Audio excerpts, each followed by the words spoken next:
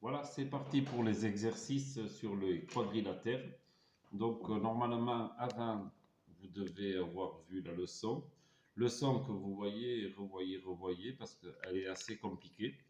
Il y a plein de nouveaux mots, de vocabulaire. Donc, on la voit plusieurs fois. Vous copiez la leçon ensuite sur le cahier rouge. Comme ça, quand je vais faire les exercices, si je fais référence à la leçon, votre enfant l'aura sous les yeux. Donc, la leçon, donc, je vais l'envoyer avec le mail en photo, plusieurs photos, comme d'habitude. Voilà, allez, c'est parti. Donc, premier exercice, construit un rectangle ABCD dont la longueur est de 8 cm et la largeur de 5 cm. Donc, dans cet exercice, on connaît les côtés, combien mesure chaque côté. Et ensuite, il faut savoir, par rapport à ces côtés du rectangle, qui sont perpendiculaires. Donc, on va se servir de l'équerre. C'est parti. Numéro 1. Je trace le côté AB de 8 cm. Dès qu'on a tracé un côté, on marque les lettres, sinon à la fin, on ne sait plus où est A, où est B, où est C, où est D. Pour le côté, la largeur, c'est-à-dire BC, de 5 cm, j'utilise l'équerre vu qu'on a des angles droits dans le rectangle. Donc je prends le temps de bien viser. Tac. Et je trace de 5. Je ne me sers pas de l'équerre pour mesurer, comme je l'ai déjà dit, mais je me sers de la règle. Donc j'ai commencé à le faire. Dès que j'ai vu que j'arrivais vers 5, je lève l'équerre. Et là, je serai plus précis avec la règle. Je continue, je prolonge mon trait jusqu'à 5. Voilà le point C. Vu qu'il y a 4 angles droits, je me sers encore de l'équerre. Et je trace une perpendiculaire, ABC. Je prends ma règle et je vais jusqu'à 8. Tac, tac. Voilà mon point ABCD. Il ne me reste plus qu'à relier. Donc je me suis servi des propriétés du rectangle qui dit que les côtés sont perpendiculaires. Voilà, c'est parfait pour le numéro 1. Le numéro 2. Construit un carré IJKL dont les côtés mesurent 10 cm. Alors c'est la même consigne que le permis de conduire l'équerre qui consistait à construire un carré de 16 cm. Là c'est 10 cm. Donc j'y vais, IJKL, je commence à tracer, mais je vais le faire exprès tordu. Voilà. Parce qu'en fait un carré, si on le tourne, ça reste toujours un carré. Donc je le fais pencher. Le carré mesure 10, donc je vais jusqu'à 10. Je marque les lettres I, J. Les côtés d'un carré sont perpendiculaires, donc je me sers de l'équerre. Tac. Je m'arrête avant 10, je prends la règle, pour être plus précis, parce que toutes les équerres commencent par le 0 à l'angle droit. Donc, clac, I, J, K. Je me sers encore de l'équerre que je place ici, angle droit. Je prends le temps de bien viser. Je m'arrête avant 10. Je me sers de la règle pour mesurer 10. Ici, je mets sur 10, donc je dois rejoindre moi le 0. Voilà. Et donc, c'est en fait la même chose que le carré de 16 qu'on faisait.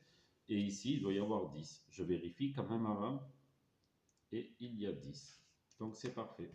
Voilà, j'ai construit un carré. Certains élèves diront, mais non, c'est un losange. Pourquoi? Parce qu'il est penché, ce carré. Mais un carré penché, ça reste un carré. IJKL. Avec 4 angles droits. Voilà pour le numéro 2. Numéro 3. Je lis la consigne. Construit un carré MNOP dont les diagonales mesurent 6 cm. Alors attention, tout est différent. Ce qui mesure 6 cm, ce sont les diagonales, ce que l'on trace en rouge. Donc, les diagonales, c'est la croix qui est à l'intérieur. Je sais que ces diagonales se coupent à leur milieu. Donc, je vais commencer à en tracer la première. La première diagonale mesure 6. Donc, je prends de 0, je vais jusqu'à 6. Je sais qu'elles vont se couper à leur milieu. Donc le milieu, je le cherche, ça sera à 3. Je fais un petit point. Ouais, comme je montrais sur le TBI. L'autre diagonale, elle va venir ici. Et il faudra que les deux milieux soient ensemble. Donc ici, on est à 3 du bord. Donc on sera à 3 de la seconde diagonale. Mais je sais aussi que ces diagonales se coupent en angle droit. Donc je prends mon équerre, je trace. Clac. Ensuite, je prends ma règle pour prolonger. Je vais mettre le milieu qui est à 3. Puisqu'elle mesure 6, et que le milieu sera donc à 3. Je le mets sur l'autre milieu qu'il y avait déjà. Ici, je vais jusqu'à 6, et là, je prolonge. Donc j'ai bien 6 cm, milieu 3. 6 cm, milieu 3. Et j'ai bien un angle droit. J'ai donc un carré. Je n'ai qu'à relier les segments. Et j'obtiens un carré. Alors toujours pareil, il y en a qui diront, mais non, c'est pas un carré, c'est un losange. Si, c'est un carré, sauf qu'il est penché.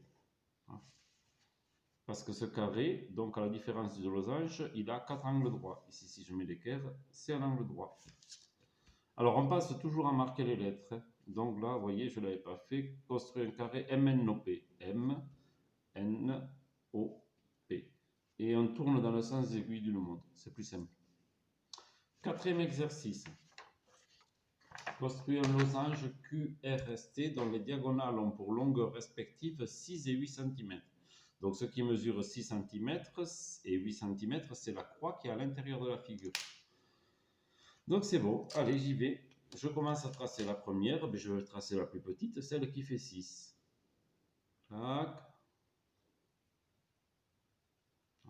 Je sais que le milieu sera à 3, je mets un point. L'autre diagonale va être là. C'est-à-dire elle va passer par le même milieu.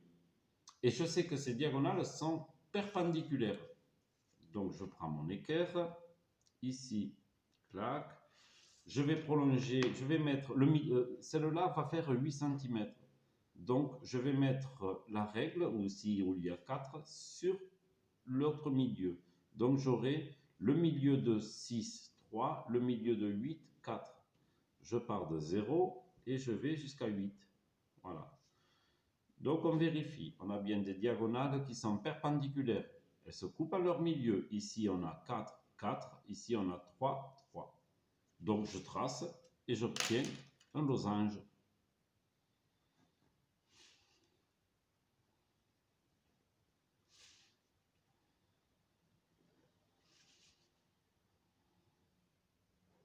Alors c'était le losange QRST.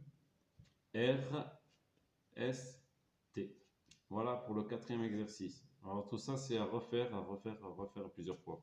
C'est-à-dire vous me voyez le faire, vous le faites, ou en même temps que moi. Vous arrêtez la vidéo, vous essayez de le faire. Si ça ne marche pas, ben, vous remettez la vidéo en arrière. Mais c'est à refaire plusieurs fois. C'est un savoir-faire, une technique, et il faut s'entraîner. Je continue, cinquième exercice.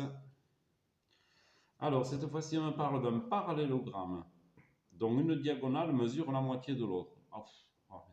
Alors, on va prendre une diagonale qui mesure, par exemple, 4 cm. Donc, ça sera la moitié de l'autre diagonale qui mesure 8 cm. On aurait pu prendre ici 5 cm et 10 cm. On aurait pu prendre 3 cm et 6 cm. Bon, je vais choisir celle-là, 4 et 8, la première. Alors, donc ces deux diagonales, il y en a une qui mesure 4, il y en a l'autre qui mesure 8. Qu'est-ce que je sais diagonale d'un parallélogramme? C'est qu'elles se coupent à leur milieu. Donc je commence à tracer la première. Prenons la plus petite, celle qui mesure 4. Je le fais en rouge, c'est les diagonales, c'est la croix qui est à l'intérieur.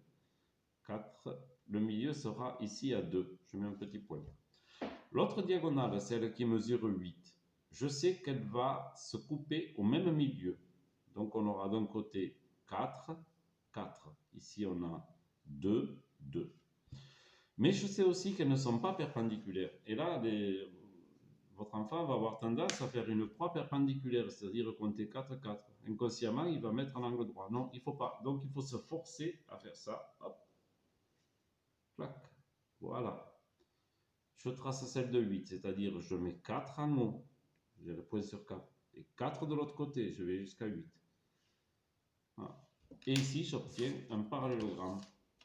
Je joins les côtés. Tac. Tac.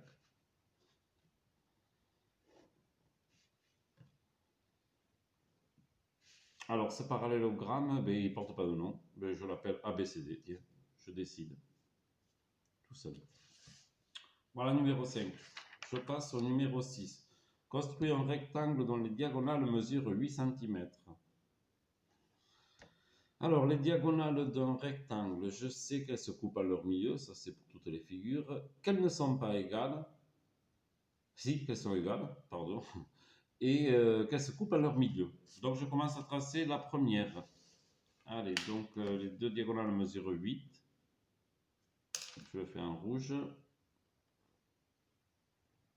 Tac. 8 cm. Je marque le milieu, toujours pareil, il sera à 4. L'autre diagonale, elle va faire 8 cm. Mais par contre, je sais qu'elles ne sont pas perpendiculaires. Donc, il ne faut surtout pas que je fasse ça. 4, 4, ça fait. Sinon, j'obtiendrai un carré. Il faut que là aussi, comme pour tout à l'heure, qu'on se force à pencher pour qu'il n'y ait pas d'angle droit. Donc ici, je me mets au milieu. Je le mets sur 4 qui sera le milieu de l'autre. Et je fais 4, 4, ce qui fait 8. Et là, j'ai un rectangle.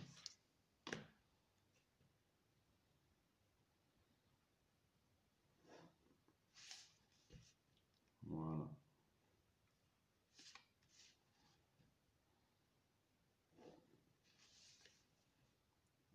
Est-ce qu'on donne des points? Non, il n'y a pas de points. Mais je l'appelle ABCD, E, F, G, H. E, F, G, H. Voilà pour le numéro 6. Allez, le dernier. Construire un losange dont les diagonales mesurent 7 et 4 cm. On a déjà fait cet exercice avec notre dimension. Donc, je sais du losange que mes diagonales rouges seront perpendiculaires. Je sais qu'elles se coupent à leur milieu. Donc, il y en a une qui mesure 7. Je vais commencer par la plus grande. Allez, c'est parti. Je le fais pencher aussi. 7. Le milieu, ça sera 3,5. Voilà. Ça, c'est celle qui mesure 7. L'autre mesure 4. Donc, il y aura 2 cm ici, 2 cm ici. Et je sais que dans un losange, il suffit de regarder la leçon, les diagonales sont perpendiculaires. Donc, ce qui veut dire qu'il faut que je fasse une croix avec l'équerre. Donc, elle mesure 4. Je vais partir de 2. Clac, clac, et je prolonge de l'autre côté. Ça fera 2, 2. On aura 4 avec le milieu qui est à 2. Ici. Et là, j'obtiens un losange.